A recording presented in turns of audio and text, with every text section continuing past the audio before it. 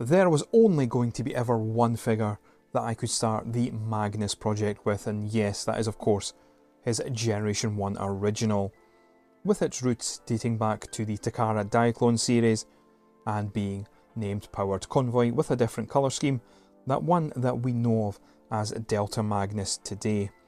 The new colour scheme was very Americana in the red, white and blue, and it is the colour scheme that is synonymous with Ultra Magnus to date.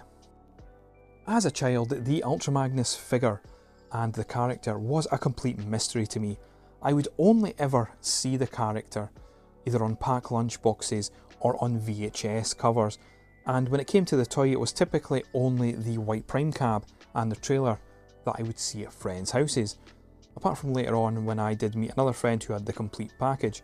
But at that point I was fascinated by this white Optimus Prime, as I did not see the original Optimus Prime toy, as it had long been discontinued by the time I was getting Transformers as presents.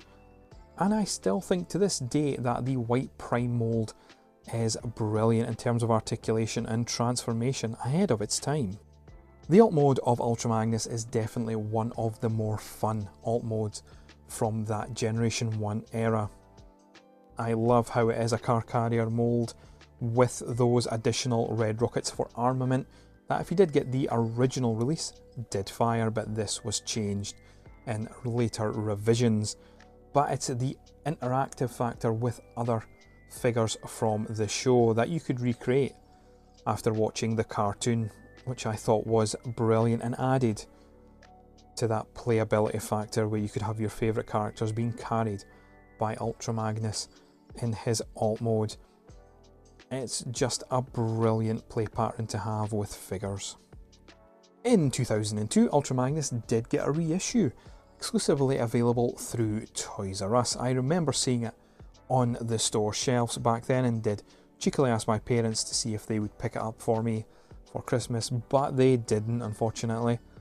However, many years later, my brother-in-law did get me it as a gift, and for a reissue, it blends, I think, the original version 1 release with modern, at the time, toy safety standards, with those shorter smokestacks and the ridiculously long missiles.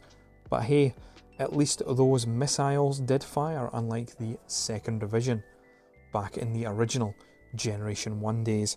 And I think the trailer still looks just as good. I think there's been a tiny bit of retooling aside these safety features, but it's definitely a nice one to have, and one that I do keep in the box. When I started to collect Transformers as an adult, Ultra Magnus was high on my priority list. And yes, this version that I have is the version 2 with the lesser paint apps and the plastic wheels, but that was the one that I remember seeing at friends' houses in bits and pieces, so that was the one I had to get. I will definitely be getting the missing link version of Ultra Magnus, and if you are looking to get a G1 Magnus in your collection, then that would be the one I recommend. It avoids the high second-hand prices, the yellowing of the original figures that, as you can see on mine, is quite prominent, so that's the one I would recommend. Thank you for watching my first video on the Magnus Project, and I'll see you in the next one.